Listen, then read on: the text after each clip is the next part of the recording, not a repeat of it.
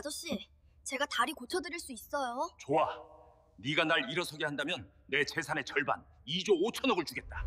5조 원 재산을 가진 대기업 회장 앞에서 11살 꼬마가 감히 이런 말을 내뱉었습니다. 저택의 거대한 거실이 순식간에 얼어붙었죠.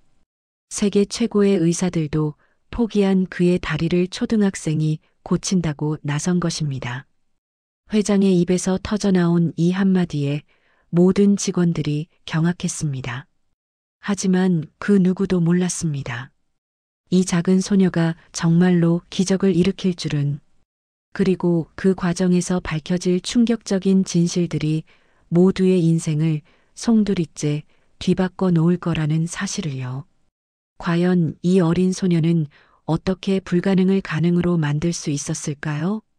빗방울이 거대한 저택의 유리창을 두드리던 날이었습니다.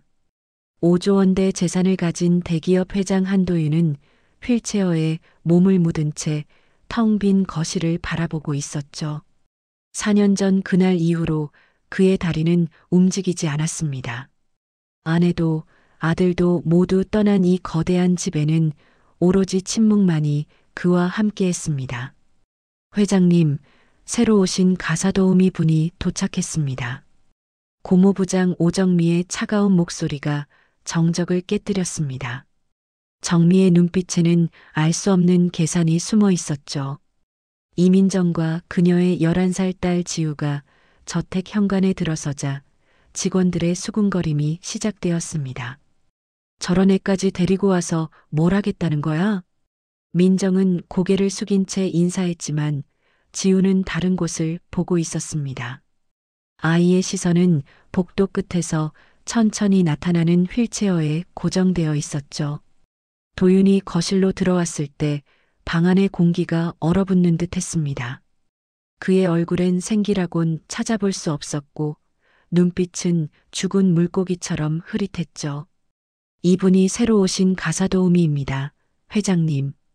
정미가 말했지만 도윤은 시선조차 주지 않았습니다. 그저 창밖 비를 바라볼 뿐이었죠. 그때였습니다. 지우가 도윤의 다리를 뚫어지게 바라보더니 천천히 다가갔습니다. 민정이 딸을 잡으려 했지만 이미 늦었죠. 아저씨. 지우의 맑은 목소리가 울려 퍼졌습니다. 아저씨 다리 아직 살아있어요. 순간 모든 사람이 숨을 멈춘 듯 했습니다. 정미의 얼굴이 일그러졌고 직원들은 경악했죠. 도윤의 눈빛이 처음으로 움직였습니다. 분노인지 놀람인지 알 수 없는 감정이 스쳐 지나갔죠. 뭐라고? 그의 목소리는 낮고 위험했습니다. 제가 아저씨 다리를 다시 움직이게 할 수 있어요. 지우의 말에 도윤은 비웃음을 터뜨렸습니다. 차갑고 날카로운 웃음이었죠. 내가? 고작 11살짜리 꼬마가? 그는 휠체어를 돌려 지우를 정면으로 바라봤습니다. 그 눈빛엔 조롱과 분노가 뒤섞여 있었죠. 세계 최고의 의사들도 포기한 내 다리를 내가 고친다고? 민정이 황급히 지우를 끌어당기며 사과했지만 지우는 물러서지 않았습니다. 진짜예요, 아저씨. 그 순간 도윤의 입에서 놀라운 말이 튀어나왔습니다. 좋아. 그래, 한번 해봐라. 그는 차가운 미소를 지으며 말을 이었죠. 만약 내가 정말로 날 이 휠체어에서 일어나게 한다면. 모두가 숨죽여 그의 다음 말을 기다렸습니다. 내 재산 5조 중에서 절반, 2조 5천억을 주겠다. 직원들이 경악했습니다. 정미는 얼굴이 하얗게 질렸죠. 회장님, 그건. 닥쳐. 도윤의 일갈에 정미가 입을 다물었습니다. 지우는 잠시 도윤을 바라보더니 고개를 가로저었습니다. 돈이 필요 없어요. 모두가 놀란 눈으로 지우를 쳐다봤죠. 그냥 아저씨가 다시 걸으면 좋겠어요. 아저씨 눈이 너무 슬퍼 보여서. 도윤의 표정이 미묘하게 변했습니다. 분노도 조롱도 아닌 알 수 없는 감정이 스쳐 지나갔죠. 그때 정미가 재빨리 끼어들었습니다. 회장님, 이런 말도 안 되는 소리에 귀 기울이실 필요 없습니다. 제가 당장 그만. 도윤이 손을 들어 정미를 제지했습니다. 약속은 약속이다. 이 아이가 날 걷게 한다면 내 재산 절반은 이 아이 것이다. 그는 다시 지우를 바라봤습니다. 난 실패하면 너희 모녀는 즉시 이 집을 나가야 한다. 민정이 딸을 잡아 끌며 애원했지만 지우는 단호했습니다. 괜찮아요, 엄마. 저는 할 수 있어요. 그날 밤 도윤은 또 그 악몽을 꾸었습니다. 4년 전 폭우가 쏟아지던 여름날이었죠. 빗줄기가 차 유리를 때리는 소리가 천둥처럼 울렸습니다. 옆자리엔 비서실장 김 과장이 서류를 정리하고 있었죠. 회장님, 천천히 가셔도 됩니다. 회의는 내일로 미룰 수도. 김 과장의 말이 채 끝나기도 전에 뒤에서 강한 충격이 왔습니다. 순간적으로 차가 미끄러지며 가드레일을 들이받았죠. 그리고 모든 것이 어둠 속으로 빨려 들어갔습니다. 도윤이 눈을 떴을 때는 병원 천장이 보였습니다. 하얀 형광등이 눈을 찔렀죠. 의사의 표정은 어두웠습니다. 죄송합니다, 회장님. 척추 손상이 심각합니다. 하반신이. 그 순간부터 도윤의 세계는 무너져 내렸습니다. 다리는 아무 감각도 없었고 발가락 하나 움직일 수 없었죠. 아내가 병실 문을 열고 들어왔을 때 그녀의 얼굴엔 이미 결심이 서 있었습니다. 당신 때문에 김 과장이 죽었어요. 그녀의 목소리는 날카로웠습니다. 과속하지 말라고 했잖아요. 비 오는 날 왜 그렇게 무리했어요? 도윤은 대답할 수 없었습니다. 정말 자신이 과속했던가요? 기억이 흐릿했지만 분명 뒤에서 무언가 충격이 있었던 것 같은데. 엄마, 아빠가 깨어났어? 14살이던 아들 지훈이 들어왔습니다. 하지만 아이의 눈빛은 차가웠죠. 지훈아, 아빠, 이제 우리랑 축구도 못하는 거예요?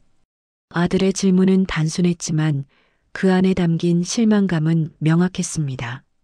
시간이 지날수록 아내의 방문은 뜸해졌습니다. 처음엔 일주일에 3번, 그 다음엔 일주일에 1번, 그리고 더는 못하겠어요. 6개월 후 아내가 이혼 서류를 내밀었습니다. 장애인 남편과 평생을 살 자신이 없어요. 지훈이도 정상적인 아빠가 필요해요. 정상적인 아빠라고? 도윤의 목소리가 떨렸습니다. 내가 비정상이란 말이야? 그래요. 당신은 이제 반쪽짜리 인간이에요. 아내의 말은 칼처럼 그의 가슴을 찔렀습니다. 난 엄마 따라갈래요. 지훈이 마지막으로 병실을 나가며 남긴 말이었죠. 아들은 단 한 번도 뒤돌아보지 않았습니다. 그들이 떠난 후 도윤은 진짜로 혼자가 되었습니다. 김 과장의 가족이 찾아왔을 때의 일도 잊을 수 없었죠. 살인자. 김 과장의 아내가 울부짖었습니다. 당신이 내 남편을 죽였어요. 과속만 안 했어도. 죄송합니다. 정말 죄송합니다. 도윤은 휠체어에 앉은 채 고개를 숙일 수밖에 없었습니다. 변명조차 할 수 없었죠. 사고 당시 기억이 너무 흐릿했으니까요. 평생 그 죄책감 안고 살아요. 김 과장의 아내가 떠나며 던진 저주였습니다. 그리고 도윤은 정말로 그 저주 속에서 살아왔죠. 재활 치료는 아무 효과가 없었습니다. 세계적인 명의들이 와도 고개를 저었죠. 기적이 일어나지 않는 한 의사들은 그렇게 말하고 떠났습니다. 도윤은 포기했습니다. 걷는 것도 살아가는 것도 모든 것을요. 그런데 지금 이 순간 아저씨, 지우의 목소리에 도윤은 과거에서 깨어났습니다. 새벽 3시였죠. 아이는 복도에 서서 그를 바라보고 있었습니다. 왜 안 주무세요? 너야말로 왜 안 자? 도윤의 목소리는 퉁명스러웠지만 이상하게도 화가 나지 않았습니다. 아저씨가 울고 계신 것 같아서요. 뭐, 내가 울어? 도윤이 뺨을 만져보니 정말로 젖어 있었습니다. 꿈속에서 흘린 눈물이었죠. 지우가 조심스럽게 다가왔습니다. 아빠가 그랬어요. 몸이 아픈 사람은 마음부터 치료해야 한대요. 내 아빠 의사였어? 아니요. 그냥 마음을 잘 아는 사람이었어요. 지우의 눈가가 촉촉해졌습니다. 3년 전에 돌아가셨어요. 과로로. 도윤은 놀랐습니다. 이 어린아이도 아빠를 잃었다니. 그래서 내가 남의 아픔을 안다는 거니? 지우가 고개를 끄덕였습니다. 아저씨는 다리가 아픈 게 아니에요. 마음이 너무 아파서 다리가 잊어버린 거예요. 무슨 소리야, 그게? 하지만 도윤은 왜인지 그 말을 부정할 수 없었습니다. 김 과장 아저씨 때문에 괴로우시죠? 도윤이 깜짝 놀랐습니다. 어떻게 알았어? 아저씨가 잠꼬대로 계속 그 이름을 부르셨어요. 미안하다고. 도윤은 할 말을 잃었습니다. 근데 아저씨, 정말 아저씨 잘못이었을까요? 지우의 물음에 도윤은 대답할 수 없었습니다. 가끔은 우리가 모르는 진실이 있을 수도 있어요. 아이의 말은 수수께끼 같았지만 묘하게 가슴을 울렸습니다. 다음 날 아침 식탁에서 정미가 도윤에게 보고했습니다. 회장님, 어제 그 아이가 한 말 혹시 진짜로 믿으시는 건 아니죠? 무슨 소리를 하는 거야? 2조 5천억이라니요. 그건 너무. 내가 한 말은 번복하지 않아. 도윤의 단호한 말에 정미의 눈빛이 차갑게 변했습니다. 그녀는 돌아서며 중얼거렸죠. 그럼 다른 방법을 찾아야겠네. 한편 부엌에서 일하던 민정은 직원들의 수군거림을 들었습니다. 저 여자 딸 시켜서 회장님 꼬시려는 거 아니야? 맞아. 2조 5천억이라니 로또 맞은 거지. 민정은 눈물을 꾹 참았습니다. 자신들은 그저 먹고 살기 위해 온 것뿐인데. 엄마 괜찮아요? 지우가 엄마의 손을 잡았습니다. 우리 곧 나가야 할 것 같아. 아니에요, 엄마. 저는 진짜 아저씨를 도울 수 있어요. 하지만 지우야, 내가 어떻게. 아빠가 가르쳐 줬잖아요. 마음을 여는 방법을요. 그때 도윤이 휠체어를 타고 부엌으로 들어왔습니다. 뭐하고 있어? 민정이 황급히 인사했지만 도윤의 시선은 지우에게 고정되어 있었죠. 너 정말로 할 수 있다고 믿어? 지우가 또렷하게 대답했습니다. 네, 아저씨. 하지만 시간이 필요해요. 얼마나? 아저씨 마음이 열릴 때까지요. 도윤은 한참을 지우를 바라보다가 말했습니다. 좋아. 기회를 주지. 하지만 그의 목소리가 차가워졌습니다. 실패하면 너희는 끝이야. 알겠어? 지우는 두려워하지 않고 대답했습니다. 네, 아저씨. 대신 제가 성공하면. 그래. 2조 5천억이다. 내 재산 절반이야. 도윤은 휠체어를 돌려나가면서 마지막으로 말했습니다. 난 기적 따위 믿지 않아. 하지만 그는 잠시 멈췄다가 말을 이었죠. 내가 나한테 희망을 준다면 그것만으로도. 말을 끝맺지 못한 채 도윤은 사라졌습니다. 정민은 그림자 속에서 이 모든 것을 지켜보고 있었습니다. 그녀의 입가에 음흉한 미소가 번졌죠. 곧 재미있는 일이 일어나겠군. 그날 밤 도윤은 꿈을 꾸지 않았습니다. 4년 만에 처음으로 악몽 없는 밤이었죠. 이틀 후 아침 지우가 도윤의 서재로 찾아왔습니다. 아이의 손에는 작은 공책이 들려 있었죠. 아저씨, 다리랑 인사해 보세요. 뭐라고? 다리랑 인사를 하라니. 도윤은 어이없다는 표정을 지었습니다. 네. 4년 동안 무시했잖아요. 다리가 서운해했을 거예요. 지우의 말은 진지했습니다. 장난이 아니었죠. 말도 안 돼. 다리가 무슨 감정이 있다고?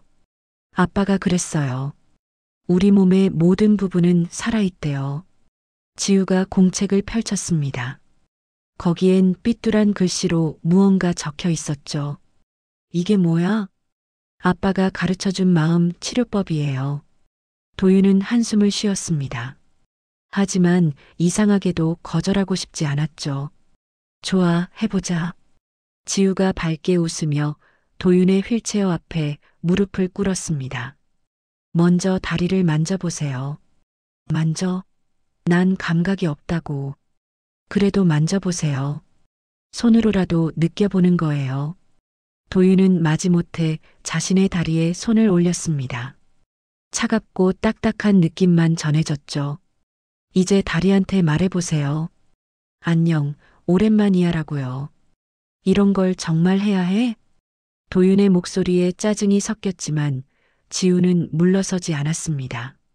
네, 꼭 해야 해요. 도윤은 깊은 한숨을 쉬고는 작은 목소리로 중얼거렸습니다. 안녕, 다리야. 순간 이상한 일이 일어났습니다.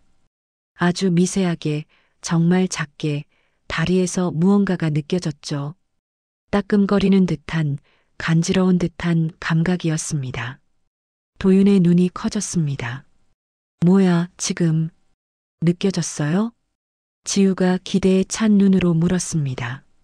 아니, 그냥 기분 탓이겠지. 하지만 도윤의 목소리는 떨리고 있었습니다. 분명히 뭔가 느꼈으니까요. 기분 탓이 아니에요. 다리가 아저씨를 기억하고 있는 거예요. 지우가 흥분해서 말했습니다. 그때 정미가 서재로 들어왔습니다. 그녀의 표정은 못마땅했죠. 회장님, 이런 어린애 장난에 시간을 낭비하실 필요가. 나가. 도윤의 단호한 말에 정미가 움찔했습니다. 지금 치료 중이니까 방해하지 마. 정미는 분한 표정으로 나갔습니다. 문을 닫으며 지우를 노려보는 눈빛이 섬뜩했죠. 아저씨, 이제 다리한테 미안하다고 해보세요. 미안하다고? 네. 4년 동안 미워해서 미안하다고요. 도윤은 망설였습니다. 자신의 다리에게 사과한다는 게 이상했으니까요. 하지만 지우의 맑은 눈을 보니 거부할 수 없었습니다. 미안해. 다리야. 너를 미워해서. 그 순간 더 강한 감각이 왔습니다. 발가락 끝에서 시작된 저림이 발목까지 올라왔죠. 아. 도윤이 놀라서 소리쳤습니다. 정말 느껴져요? 지우가 기뻐서 뛰었습니다. 그래. 뭔가 있어. 도윤의 얼굴에 처음으로 희망이 번졌습니다. 하지만 곧 감각은 사라졌죠. 다시 아무것도 느껴지지 않았습니다. 왜 이래? 왜 다시 안 느껴져? 도윤이 다급하게 다리를 만졌습니다. 천천히 해야 해요. 마음이 열리는 데는 시간이 걸려요. 지우가 차분하게 말했습니다. 그날 밤 도윤은 깊은 생각에 잠겼습니다. 정말로 가능한 건가?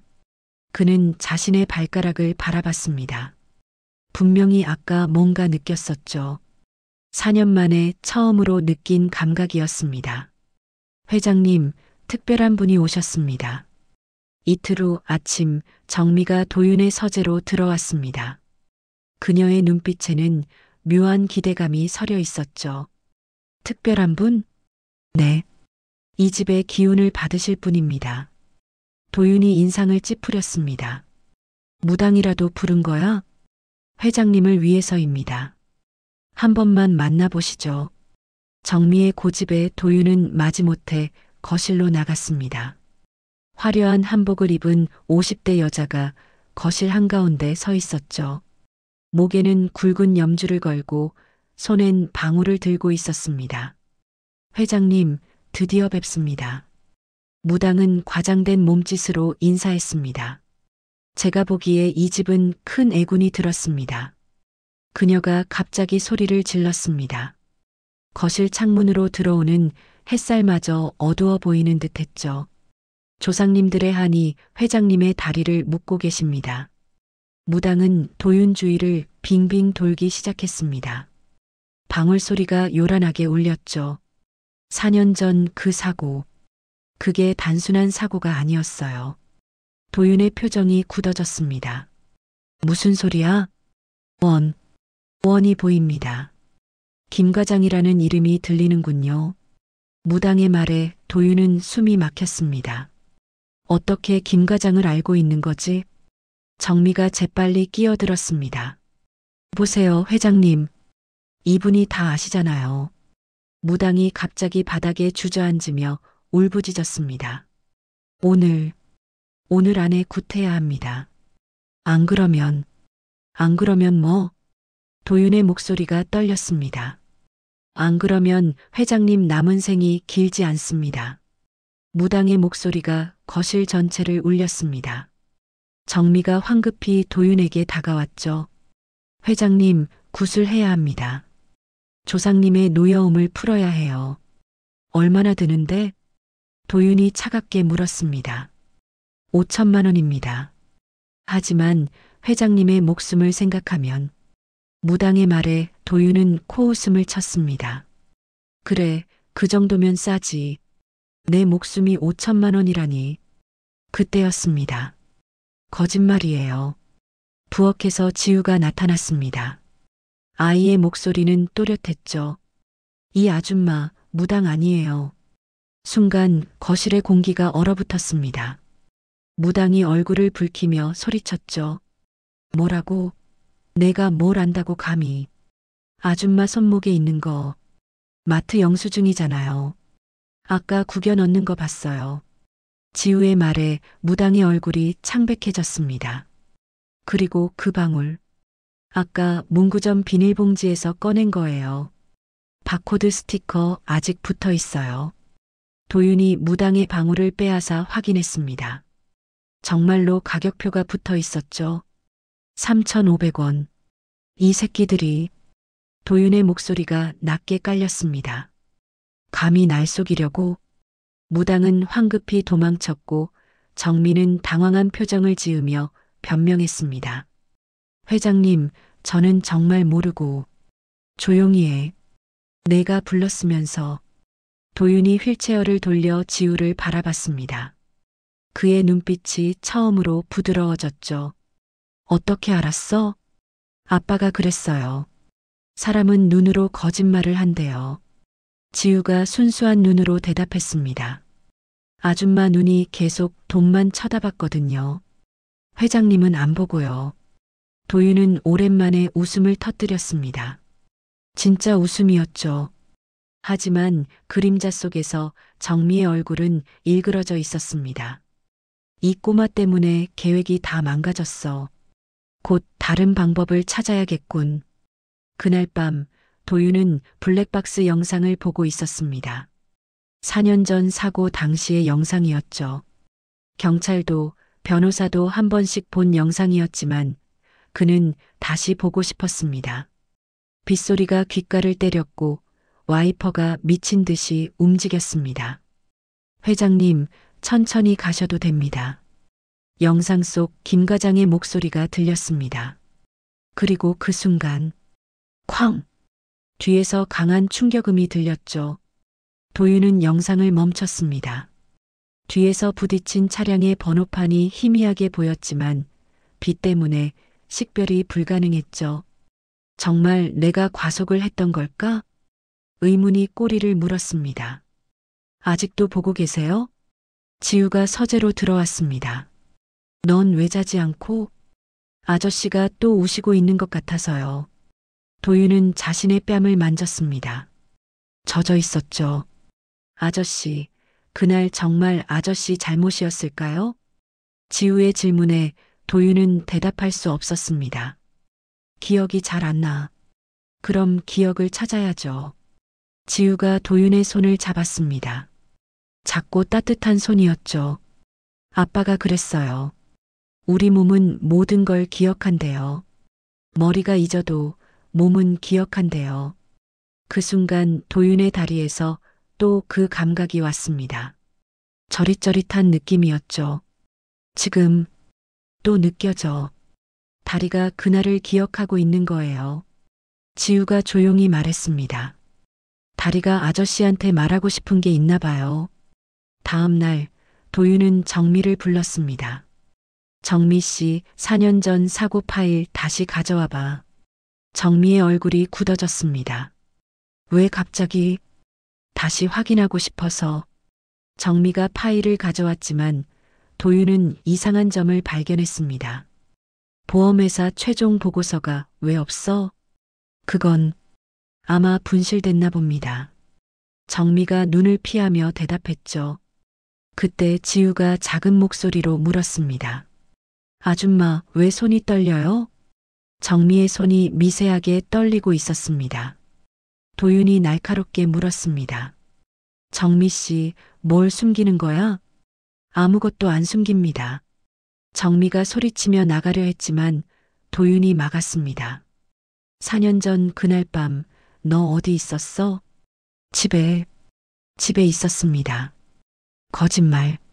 도윤의 눈빛이 차갑게 식었습니다. 넌 그날 회사에 남아 있었어. CCTV에 찍혔거든. 정미의 얼굴이 하얗게 질렸습니다. 왜 그날 밤 회사에 있었는지 말해봐. 그건 정미가 입술을 깨물었습니다.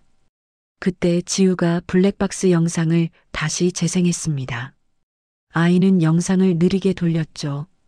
뒤에서 부딪힌 차량의 번호판이 조금씩 드러났습니다.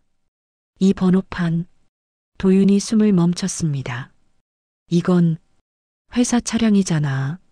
순간 모든 퍼즐이 맞춰졌습니다. 도윤이 정미를 노려봤습니다.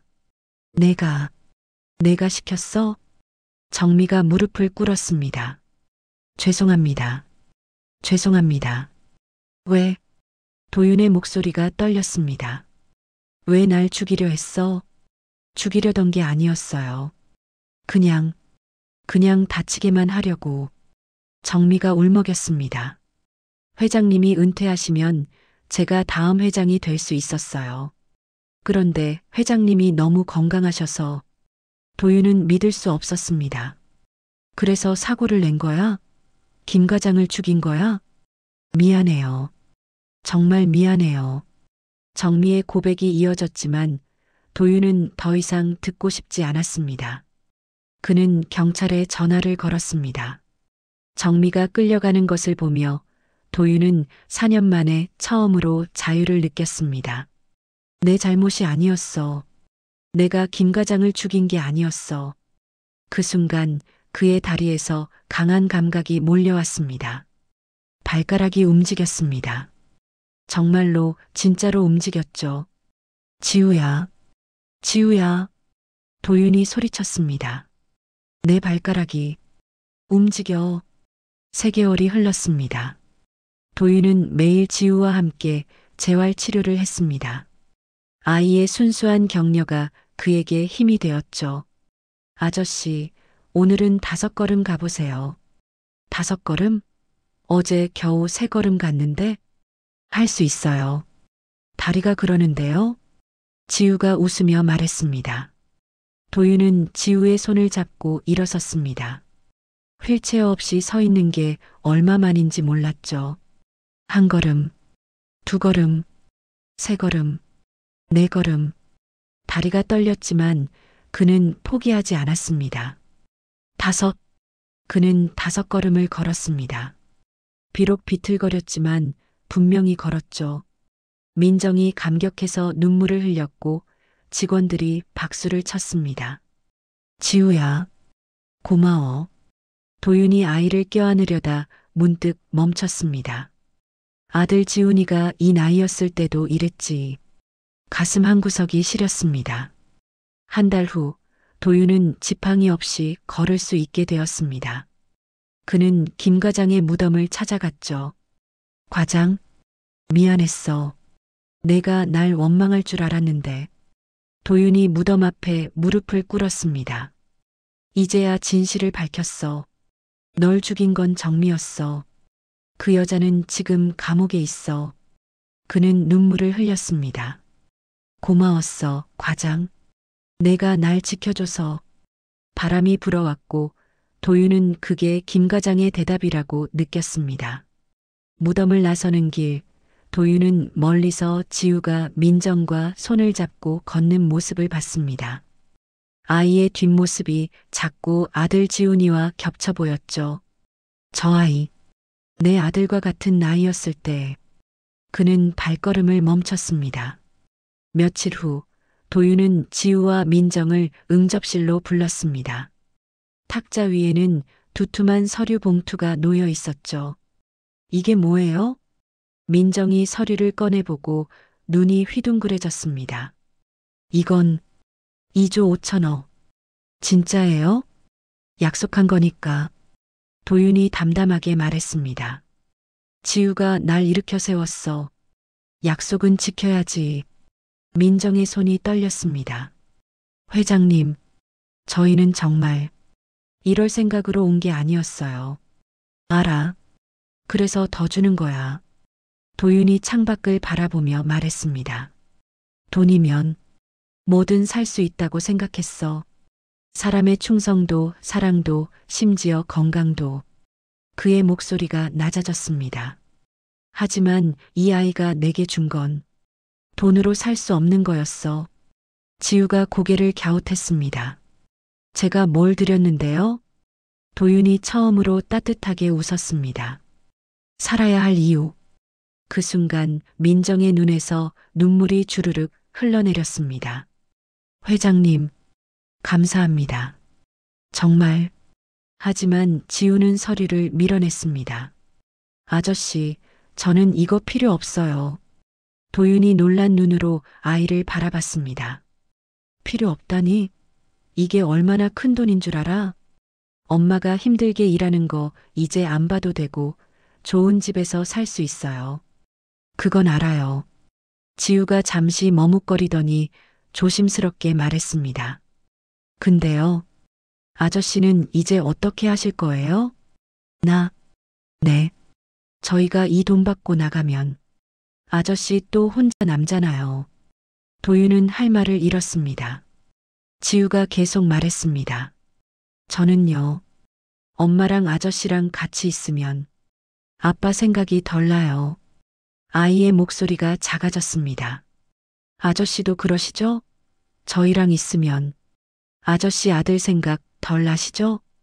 도윤의 가슴이 뜨끔했습니다. 이 어린아이가 자신의 마음을 다 읽고 있었던 것이죠. 지우야, 엄마가 그랬어요. 아저씨도 아들분이 떠나가셔서 외롭다고. 지우가 도윤의 손을 잡았습니다. 저도 외로워요. 아빠 없어서.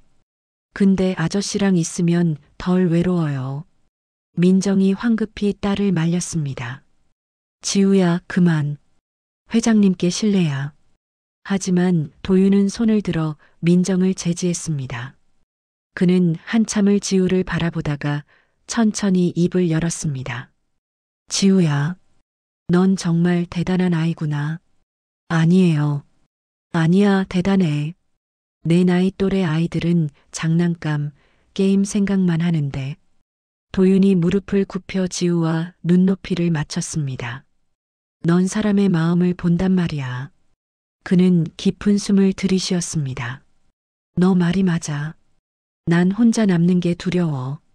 4년 동안 그 거대한 집에서 혼자 얼마나 무서웠는지. 도윤의 목소리가 떨렸습니다. 그래서 이거 받아. 그가 다시 서류를 밀었습니다. 이 돈으로 너희가 행복하게 사는 것만으로도 난 위안이 될 것 같아. 지우가 고개를 저었습니다. 돈보다 아저씨랑 같이 사는 게 더 좋은데. 순간 방 안이 조용해졌습니다. 민정이 깜짝 놀라 딸을 쳐다봤고 도윤은 굳어 있었죠. 지우야, 그게 무슨. 엄마, 나 여기 좋아. 아저씨도 좋고. 지우가 눈물을 글썽이며 말했습니다. 우리 여기서 살면 안 돼요? 엄마는 일하시고 저는 아저씨 다리 계속 돌봐드리고. 아니야, 지우야. 그건. 민정이 당황해서 말을 더듬었습니다. 우리가 어떻게 계속 여기. 이모님. 도윤이 민정을 불렀습니다. 사실 저도 혼자 있기 싫습니다. 그의 고백에 민정이 놀란 눈으로 그를 바라봤습니다. 지난 3개월, 이 집에 웃음소리가 있었어요. 지우가 뛰어다니는 소리, 이모님이 부엌에서 요리하는 소리. 도윤의 눈가가 붉어졌습니다. 4년 만에 처음으로 이 집이 집 같았어요. 회장님, 제발 이 집에 남아주세요. 도윤이 고개를 숙였습니다. 돈은 드릴게요. 하지만 떠나지 말아주세요. 민정이 눈물을 흘렸습니다. 회장님, 저희 같은 사람들이, 당신들은 내게 가족이에요. 도윤이 떨리는 목소리로 말했습니다. 아들도 아내도 날 버렸지만 당신들은 내 곁에 있어줬어요. 지우가 도윤에게 다가가 조용히 말했습니다. 아저씨, 그럼 우리 가족하면 안 돼요? 가족? 네. 엄마랑 저랑 아저씨랑 새 가족이요. 도윤은 숨이 멎는 듯 했습니다. 가족. 얼마나 그리운 단어인지. 나 같은 사람이 가족이 될 자격이 있을까? 있어요. 지우가 단호하게 말했습니다. 아저씨는 좋은 사람이에요. 다리 아픈 것 때문에 나쁜 사람이 되는 건 아니잖아요. 도윤이 지우를 안았습니다. 고맙다. 지우야. 정말 고마워.